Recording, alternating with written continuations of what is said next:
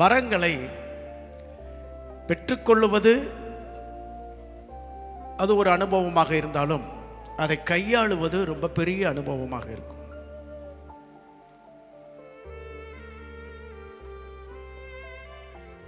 எல்லா வரங்களையும் தான். வரங்களை பெற்றுக்கொள்ளுவது அது ஒரு கிருபை, ஆனா அதை கையாளுவது அது மிகப்பெரிய கிருபை.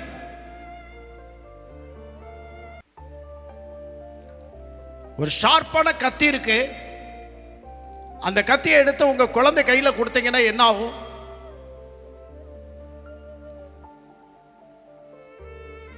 என்ன ஆகும்னு கேட்டேன். கையெல்லாம் புண்ணாகும். என்ன ஆகும்? கையெல்லாம் புண்ணாகும், ரத்தமாகும்.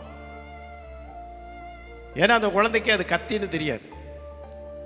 வரங்களும் அப்படித்தான். அதை பயன்படுத்துகிறவர்கள்